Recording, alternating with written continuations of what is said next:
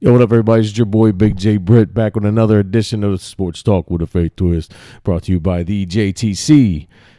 Reminding you if you're going to have a conversation, make it a good one. And as always, the JTC is on the move. Check out our website, www.jtconthemove.org. Listen, we're going to talk about two different things real quick. It's basically is this going to be potentially the greatest draft class for running backs anyway of all time? Obviously we won't know for a long time, for many years down the road.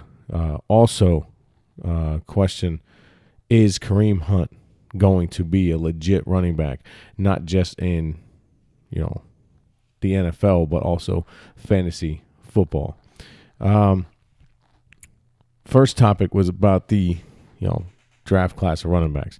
Like I said earlier in the week, top three out of the five top rushers in week one were rookies. You had Dalvin Cook, Kareem Hunt, Leonard Fournette. 4 out of the 5 were one-year guys, which is if you add Ezekiel Elliott into that. And then number 5, the other guy was LaShawn McCoy. So out of your week one, 3 of the rookies drafted this year were top 5 in rushing. Not fantasy, top 5 in rushing. Now, in fantasy, you did have 2 rookies lead the way, and Kareem Hunt and Tariq Cohen, the young rookie in Chicago. But I was talking to a couple guys, and it's amazing to see how many people are starting. I mean, you have Dalvin Cook starting for Minnesota. Got 22 carries, 127 yards, 3 receptions for 10 yards. Leonard Fournette starting for Jacksonville. 26 attempts, 100 yards, 1 touchdown, 3 receptions for 24 yards. Kareem Hunt, due to an injury, is now starting for Kansas City. 17 touches, 17 rushes, 148 yards, a touchdown, 5 receptions, 98 yards, 2 touchdowns. Those are your starters. So you got 3 day one starters out of this. You also have Christian McCaffrey for Carolina, who basically is a starter, but on the depth chart he's kind of behind Jonathan Stewart. But he's a gadget guy. He's a receiver. He's a running back. I mean, there's so many different things. He had 13 carries for 47 yards, 5 receptions for 38 yards. Marlon Mack, which everybody needs to remember that name. Marlon Mack had a legit week one. Production here. He had 10 carries for 24 yards, 1 touchdown, 1 reception for 21 yards. Stats are good, but you need to watch this kid run. This kid runs with power. This kid runs with speed. He has that one cut. He does everything. So he will be starting for Indianapolis for the year is over. Another person who will be starting is Christopher Carson in Seattle will be starting for Seattle because there's no way Thomas Rose stays healthy. He can. We saw Eddie Lacy. I was duped. I thought Eddie Lacy was going to be something this year. I took a whim and drafted him in a couple leagues. He's already dropped in all my leagues. Chris Carson, 6 carries, 39 yards, 1 reception for 10 yards. Now, that would have been a lot more, but they got behind, Seattle did, and they had to throw the ball a lot. As we just said at the beginning, Tariq Cohen, who's not even a starting running back out there in Chicago, but also just kind of like Christian McCaffrey, a guy that's going to be in the lineup a lot, catching passes, slot guy, stuff like that. He had 5 carries, 66 yards, and 8 receptions for 47 yards and a touchdown. And then you got guys like Samaje Perine and Jamal Williams in Green Bay, guys that we think. Oh, Joe Mixon. Joe Mixon had 8 carries, 9 yards, 3 receptions, 15 yards. And Alvin Kamara, 7 carries, 18 yards, 4 receptions, 20 yards. So at all these guys, you got Cook, Fournette, Hunt, McCaffrey, and Cohen. That's 5 running backs that all but started for their respective teams. Christopher Carson did not get the start, but he had the most carries, so you can consider him the starter as well. So that's 1, 2, 3. If you count Carson, 4, McCaffrey, 5, and I'll count Cohen because he's in there a lot. What we said it was. That's 4, 5, 6. 6 of the 11 named running backs had a significant role in their respective teams' lineups. And out of these guys, like I said, Marlon Mack will be starting. Kamara will be starting. Carson will be starting. Cohen and Howard are going to have a split, but Cohen's going to be, again, like a McCaffrey. He's going to complement Howard like McCaffrey's going to complement Stewart. Perrine is supposed to be the next after Robert Kelly. He hasn't impressed from what I'm reading, from what I'm seeing, from what I'm hearing. Jamal Williams is supposed to be the heir apparent in Green Bay, but Ty Montgomery came out like he didn't want to lose his job. So we don't know what's going to happen there. Jamal Williams only had 2 carries for 9 yards. Samaje Perine didn't even touch the ball in week 1. So we'll see about those two. But the point is how many of these young backs. Now, in a league that is getting away from the dominant running back, from the one running back team, if you will, you got a guy, Dalvin Cook, touched the ball the majority. Leonard Fournette had 26 touches and 3 receptions. That's 29 touches. Kareem Hunt had 22 touches total. Dalvin Cook had 25 touches total. Tariq Cohen had 13 touches total. Remember, that's with 8 receptions. That's a lot because that's just like McCaffrey. He actually had 13 carries, so that's a lot actually for McCaffrey type, and 5 receptions. So that's 18 touches. So these guys are getting the touches. Marlon Mack, week 1, had double-digit carries with 10. So these guys are not only did they play, but they played well. Now, granted, it was only week 1, so we'll have to see, but they laid out. Now, granted, Dalvin Cook played against New Orleans. Kareem Hunt played against New England, who after Dante Hightower went out, kind of wasn't ready for Kareem Hunt. But we got to see more of what's coming. But what you saw, you cannot at all take away from what you see. Your eyes don't lie. The statistics can lie. The stats can be skewed. You could see like, oh, he rushed for, whatever. He touched the ball. He caught, 10 passes for 10 yards. I mean, he's catching 1 yard at a pop. It's not really that good. Stats can be skewed, but the eye test doesn't lie. And when you watch these guys run, Fournette, Cook run with such fierceness. Marlon Mack runs with such fierceness. Kareem Hunt. I mean, these guys are running like they're running for their jobs. These guys are their hearts because these guys are 100% going to be leading their teams. Like I said, 1, 2, 3 of them already are, and Cook, Fournette, and Hunt. They're only getting better. Marlon Mack will be soon. Joe Mixon probably will be soon, but Cincinnati is in shambles. They just had their second week and second game against Houston last night, and they still have yet to score a touchdown. They look atrocious. The offensive line is atrocious. It doesn't even make any sense. So maybe, I don't know, maybe it wouldn't even be good to have Joe Mixon running just in case he doesn't get hurt behind that line. Kamara looked like the best running back in New Orleans by far. So McCaffrey's going to be a mainstay out there in Carolina. So the question is this potentially going to be the best running back class of all time? Again, I realize that it's too early. It's only one game. Too early. But at what you've seen preseason, week 1, and their college, do you think, compared to people in the past? Now, obviously, we're in a different day and age where the Eric Dickersons, the Jerome Bettises, the guys who used to run through the holes and that was it, and your Northwest guys, these guys are more all-around hybrids. They run the ball, they catch the ball, they're all over the place. So take that into consideration.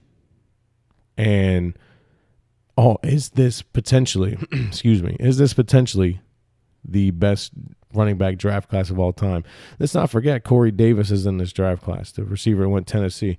Deshaun Watson's already starting in Houston, had a 49-yard touchdown run just before halftime last night. Trubinsky is in Chicago, but that's still McGowan, maybe? McGowan's I don't know. Either way. But there's a lot of talent. You got John Ross. A lot of talent in this draft class. You go back and look at like the Elways, the Kellys, the Marinos, the 1983 quarterback draft class, 2004 quarterback draft class, and Manning, Big Ben, Phillip Rivers. So you go back and look at they're always lumped together will we be talking about in 6, 7, 8 years from now? Cook, Fournette, Hunt, Mack, Carson. Maybe.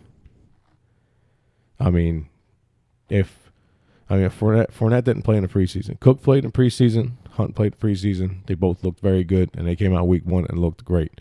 So we'll see. But we'll see. Now, real quick with Kareem Hunt. Is Kareem Hunt the Truthus Rufus? Is he going to be a good fantasy running back? All signs point to yes. Why? Because Andy Reid is his head football coach. Now, I'll take you back to Toledo, his 4 years at Toledo. I'm going to go through the yardage and his receptions, and you'll see how they increased towards the 2013. He had 866 rushing yards, 6 touchdowns, 12 receptions, 68 for 68 total yards. Only 12 receptions for the year. 2014, 1,631 yards, 16 touchdowns, 9 receptions for 39 yards for the year. 15, 973 yards, 12 touchdowns, 11 receptions for 45 yards. And then 2016, his last year, 1,475 rushing yards, 10 touchdowns, 41 receptions, 403 yards, and a touchdown. So you see they increased, and right there at the end, he was getting used more in the passing game. Why is that important in an Andy Reid offense? Because that's what he does. If you go back to when he was with the Philadelphia Eagles, he got a nice young Villanova running back in camp named Brian Westbrook. Brian Westbrook's stats read as such. 2002 through 2009, he had 46 rushing attempts for the year. And give me a minute here. I'm on the wrong thing. There we go. And he had 9 receptions. Now, granted, that was back when they still had the 3-headed monster. Then you had 37 receptions in 2003, 73 receptions in 2004, 61 receptions in 2005, 77 in 2006, 90 in 2007, 54 in 2008, and then only 25 in 2009. Now let's fast forward to Shady McCoy, who joined the team in 2009. 2009, Shady McCoy had 40 receptions. 2010, he had 78. 2011, 48. 2012, 54, 2013, 52, and 2014, 28. Now go to Jamal Charles, who was the running back when Andy Reid got to Kansas City. Now, granted, he was already a pass-catching guy in his defense. So Andy Reid's first year there would have been 2013. 2013, Jamal Charles had the most receptions of his career with 70 for 693 yards and 7 touchdowns. The following year, he had 40 receptions for 291 yards and 5 touchdowns. And with that, Jamal Charles also, 2013, ran the ball 259 times for 1,287 yards, 12 touchdowns. 2014, ran the ball for 1,033 yards and 9 touchdowns. So all that combined with the fact that week 1, Kareem Hunt caught the ball 5 times and ran the ball 17. It shows that he is more like, you got to remember, Andy Reid drafted LaShawn McCoy. Andy Reid drafted Brian Westbrook. So we can sit here, and I'm an Eagle fan. They never draft receivers well. The closest they came was Deshaun Jackson and Jeremy Maclin. Andy Reid is a quarterback coach. He did well when he drafted McNabb. He went against the sexy pick and went McNabb, and he drafted Brian Westbrook well. Now, Brian Westbrook ran into the ground because he was the only weapon on that team. They didn't have any receivers. James Thrash and Todd Pinkston were their best 2 receivers for a while. Reggie Brown was part of that. So some of them years, like I said, with Westbrook, he had, what was that, 2007 had 90 receptions. Year before that, 77. Year before that, 61. Year before that, 73. So he was by far the leading receiver on that team, hands down. And he was also carrying the ball the same year he had 90 receptions. 2007, he had 278 carries for 1,333 yards. So it's not like he's not running the ball as well as receiving. So Kareem Hunt is due to be huge. Andy Reid always has a good fantasy running back. No matter who is doing it, he has a good fantasy football running back.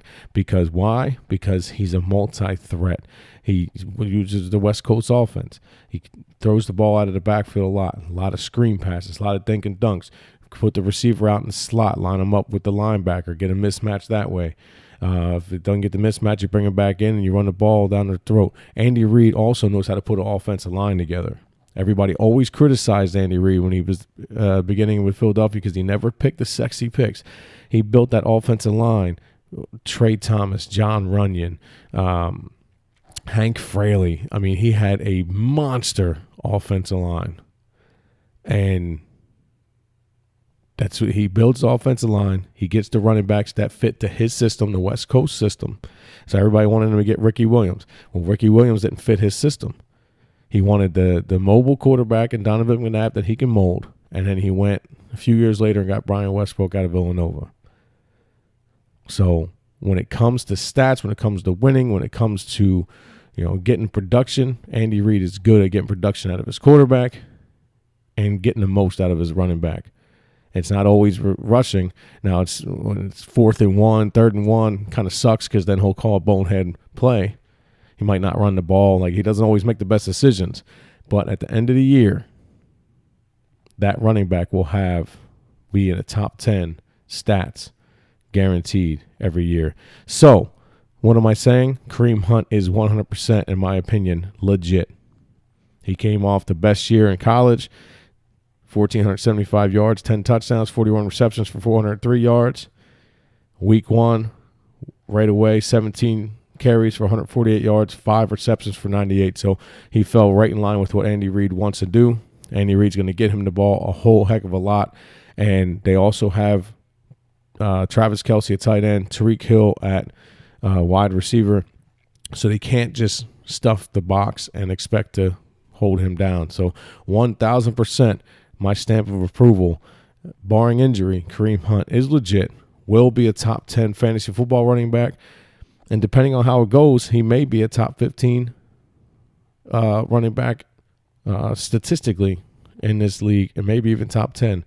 I think we are going to see, but again, barring injury, with the draft class we see, I think Dalvin Cook, Fournette, and Hunt will all be up there somewhere in that top 12, maybe 15 at the end of the year. Maybe even all three of them in the top 10. Would that really surprise anybody?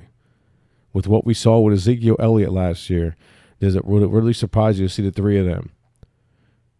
How surprising would it be to see, like we said earlier, Chris Carson starting? Maybe Samaje Perine starting in Washington. Kamara starting in New Orleans. Marlon Mack will guaranteed have that job in Indianapolis. That if other than my prediction of Kareem Hunt being what he is and the fact that he's going to be a top 10 fantasy football running back, Marlon Mack will have that starting job week 6 at the latest, if it takes that long, which I don't think it will.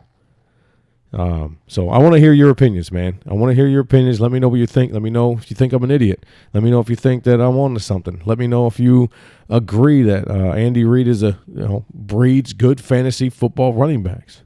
He breeds good West Coast running backs. He knows how to build the offensive line. He knows how to get the most out of his quarterbacks, and he knows how to get the most out of his running backs. It might be frustrating as a fan, short yardage situations, but the man knows how to coach. The man knows how to get the most out. We always say Bill Belichick is one of the greatest coaches of all time, if not the greatest coach, because he gets the best out of who he has. Andy Reid does that as well. He might not always draft the guy you want him to, but he gets the most out of players that he has. 100%. You can never say that against him. So 100%, Kareem Hunt will be a top 10 fantasy running back this year, even top 12 running back statistically. And I would say we're going to get at least 3 of these rookies in the top 12 in rushing this year. If nothing else, all-purpose yards, top 12 for sure. 3, if not more, of these guys. Look out for Tariq Cohen, depending on if Howard missteps.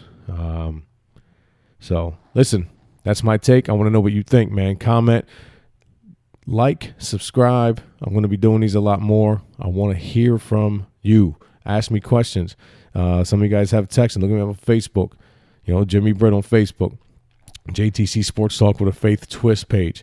Go to these pages. Look me up on Instagram at Jim Britt. Twitter at Jim Britt Sports. Hit me up with questions. I'll answer your questions as we go through this. I just ask that we, as the JTC model goes, if we're going to have a conversation, make it a good one.